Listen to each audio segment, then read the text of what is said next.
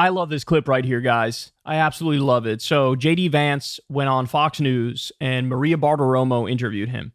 And she basically says the quiet part out loud to his face. She's like, look, man, a lot of people are saying you were the wrong VP pick.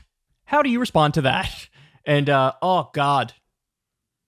The way he handles it is exactly how you'd expect J.D. Vance to handle it, and you can only describe it as embarrassing, but I want you to take note not only of the substance of what he says, but also the immense anti-charisma that is emanating from this doughboy. All right, here we go. First, I want to talk about you because you've got a lot of people talking about you on both the Democrat side and the Republican side. You've heard the chatter. They're saying, some people are saying you were the wrong pick for Trump's running mate. What are you doing about it? Look at his face. Seething. Well, Maria, all I can do is go out there and prosecute the case against Kamala Harris and remind people that things were more prosperous and more peaceful when Donald Trump was president.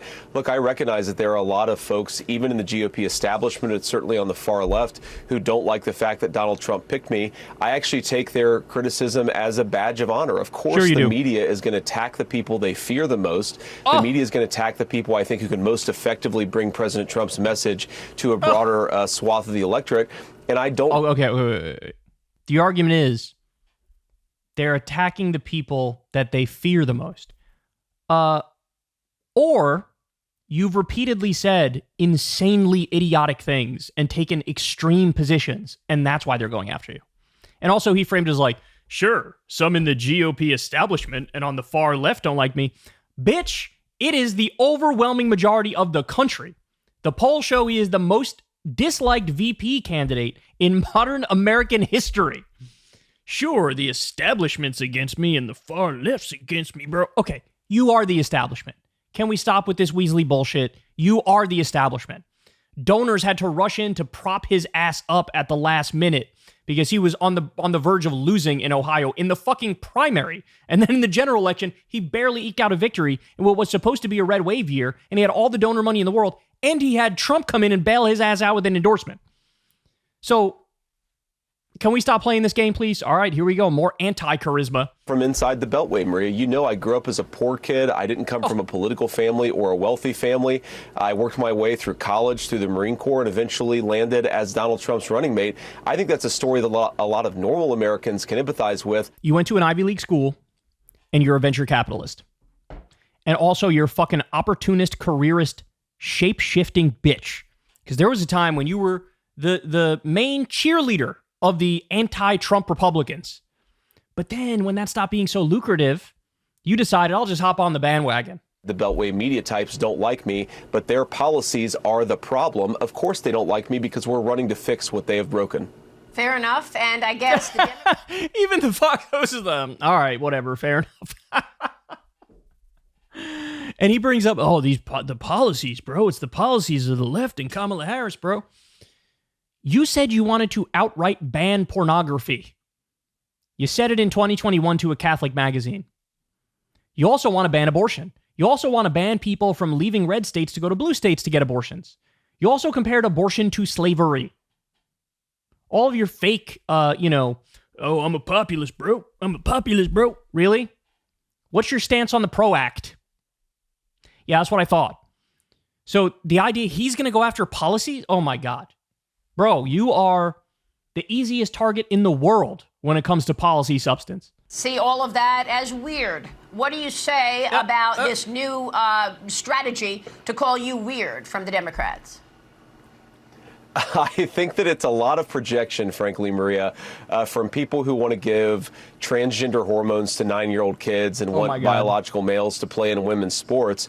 Look, I'm a husband, I'm a father, I'm happily married, and I love my life, and I'm doing this because I want to be a good public servant who fixes the problems of the Democrats. They can call me whatever they want to. The middle school taunts don't bother me. What bothers me and what offends me is what Kamala Harris has done to this country over 3.5 years. She's opened up the American southern border. Oh my God.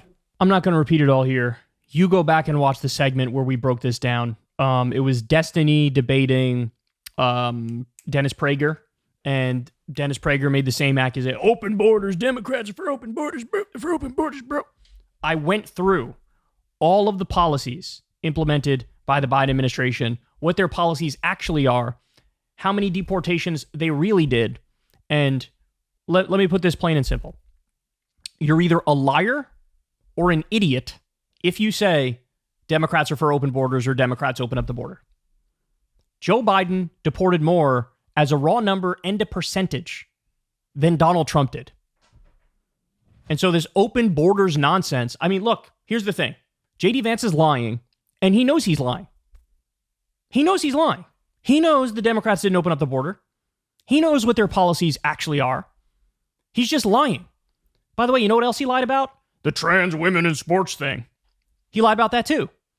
He said that a woman was actually trans, so born biologically male, transitioned to female, and she's in this boxing competition, and it's unfair, and this is Kamala Harris's America. It's a fucking Algerian boxer. It's at the Olympics. It has nothing to do with Kamala whatsoever, and it's also not true that the boxer is trans. They have nothing.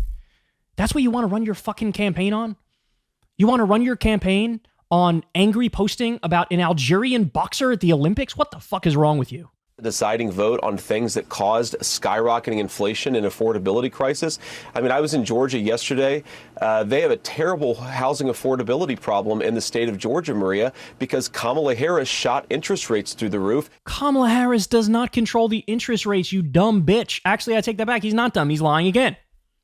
He knows the Fed controls interest rates. He knows it's not Kamala Harris. He's just lying. Oh, my God.